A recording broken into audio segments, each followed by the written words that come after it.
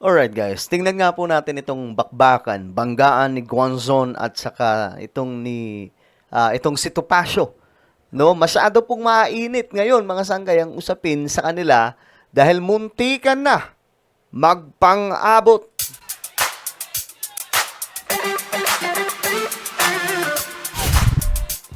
Hello guys, what's up? This is me. We are back dito sa ating YouTube channel. Kamusta po kayo mga kababayan? So yun nga po mga sangkay, no, muntikan po magpang-abot pala itong si Topacio at saka si Guanzon. So pag-usapan lamang po natin to saglit kasi meron din pong isang lawyer na ito daw po ang kinakatakutan ni Guanzon. Maliban pa po kay Topacio ito mayroon pa pong isa na tila baga iniiwasan ni Guanzon. Pag-usapan po natin yan. Anyway, bago tayo magtuloy-tuloy, sa mga hindi pa po dyan nakakapag-subscribe, no? Makikita nyo po yung subscribe button sa babaan ng video na to. I-click nyo lamang po yung subscribe, i-click ang bell, at i-click nyo po yung all. Sa mga nanonood naman po sa Facebook, syempre, i-follow nyo po yung ating Facebook page. Okay, mga sangkay, ito nga po ang ganap. Nakaraan kasi, nagkaroon po ng pagtitipon nitong mga DDS. At tingnan nyo po, nagkasabay mga sangkay. Ayan po. Nagkasabay si Topacio, Guanzon. Ngayon, parehas po ito nagpapalakas sa kampo nila. Ngayon, nagpang-abot mga sangkay. Pero bago natin panuorin itong mga video na kumakalat ngayon, na muntikan po sila magpang-abot, ito po muna. Ito yung kinakatakutan ni Guanzon na tao. Isang abogado, si Falsis. Ngayon, mayroon po siyang statement dito, mga sangkay. I think papunta po ito sa Kongreso. Sabi po ni Guanzon dito, ako na lang ang debatihin ninyo. Ako na lang isabpinan nyo. Samahan ko pa si Attorney Poa. Hindi na yan tama sa isip ng lahat ng principles of law na ating pinag-aralan.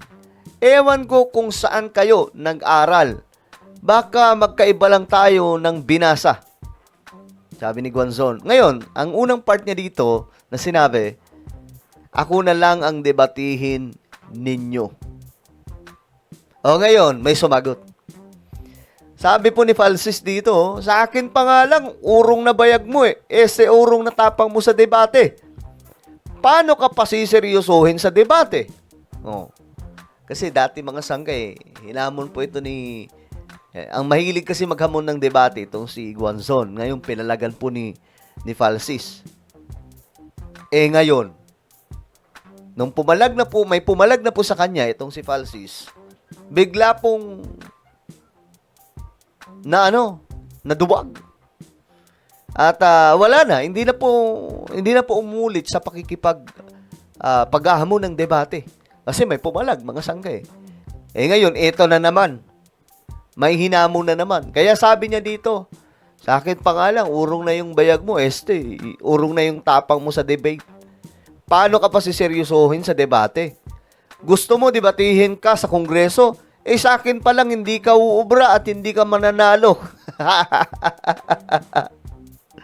Ayan mga sangkay. Kung gusto siguro ni Guanzon, unahin niya po ito si Falsis bago pumasok doon sa pakikipagdebate sa mga nasa Kongreso. Sabi ni Falsis dito, hindi mo ka-level ang mga congressman kasi talunan ka noong 2022 at 2025 elections sa party list nominee. Si Kiko Barzaga sumagot sa hamon ng debate. Nilamon ko kahapon ng buhay. Ang bihira talaga. Pero alam nyo, mga sangkay, sa lahat po ng mga DDS, si Kiko Barzaga yung maibayag. Kita niyo mga sangkay, diba? Nagkakaso-kaso na lang Pero pumapalag talaga 'di ba? May kaso siya kay Razon. Kinasuhan din po ata siya ng Forbes. 'Di ba? Yung nagrally-rally sila doon. Tapos natanggal pa na nasuspende sa Kongreso. 'Di ba? Pumalag sa isang boxing. 'Di ba? Hindi po umatras. Pero mga sangkay, at least pumapalag. Pero yung iba dyan kasi, ewan ko ba, puro hamon eh. Eto, ganito na lang si Attorney Guanzon. Siguro, since niyayabangan ka ni Falsis, palagan mo. At panunuorin nating lahat, di ba? Mga sangkay, panuorin nating lahat. Palagan ni Attorney Guanzon si Falsis para talaga nga namang matigil na itong, kasi sinasabihan siya dito na, wala daw pong bayag, kahit wala namang pong bayag si Attorney Guanzon. Uurong daw po yung tapang sa debate sa kanya. Sabi niya, gusto mo debatehin ka sa Kongreso? Sa akin pa lang. Hindi ka uubrat, hindi ka mananalo. Sabi pa ni Falsis dito, ipagtanggol at bawian mo naman ang sakripisyo ni Kiko Barzaga. Lampasuhin mo ko sa debate. Kung magaling ka talaga, Rowena Duagzon. Sabi po niya dito. Aba, grabeng paghahamon to, mga sangkay. Yan po, dami pong nag-share. Mambira. Umabot po ng 5,000 na yung reaction at napakaraming komento, mga sangkay. Ngayon, move forward po tayo. Ito na nga, ang dalawang ito. Si Topacio at Guanzon, muntikan magpang-abot. O ngayon, ito ang nangyari. So dito, ayan po, nagkaharapan. Ayan na, nagkaduruan. May humarang lang talaga, mukhang sasapukin eh. Mukhang sasapukin talaga, oh. Inawat lang, mga sangkay, inawat.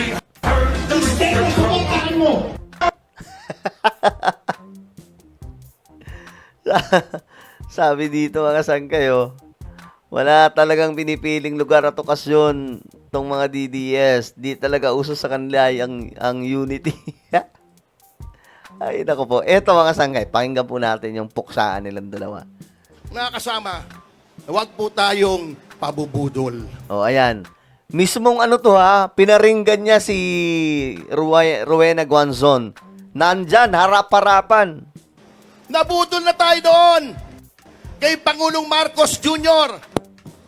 Nabudol na tayo kay Rizzo Ontiveros na inendorso ni Vice President Sara.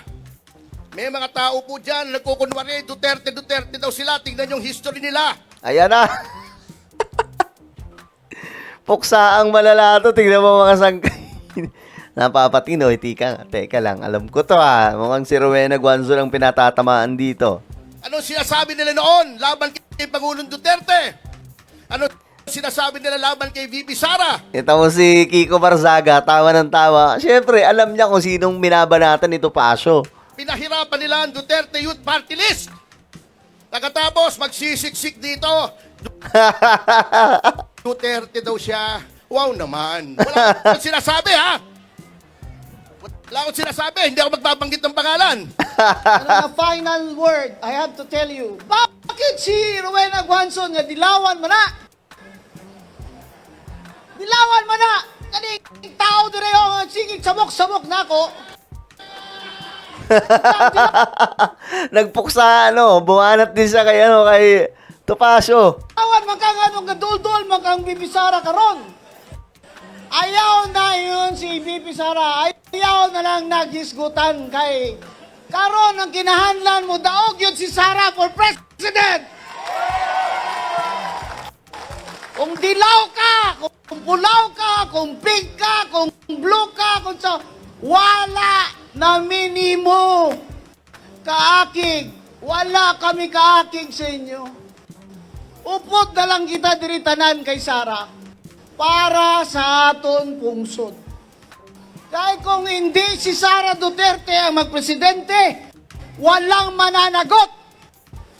Kaya si Rowena Guanzon sa Sara Duterte. Kasi Sara Duterte lang ang presidente na kung siya ang manalo, may mananagot. O ayan, mga sangkay, puksaan, dalawa. Magkasama, mga sangkay. Ngayon, ito yung, may isang video dito na medyo klaro Topacio versus Guanzon. Ito.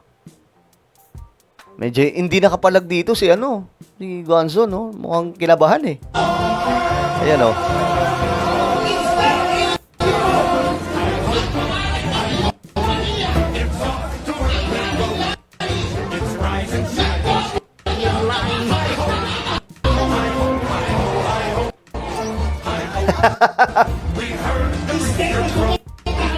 Hinahawat na lang eh.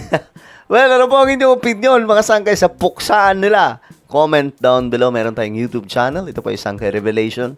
Hanapin nyo po ito sa YouTube ngayon din. Kapag nakita nyo na, i-click nyo po yung subscribe, i-click ang bell, at i-click nyo po yung all. Ako na po ay magpapaalam. Mag-iingat pong lahat. God bless everyone.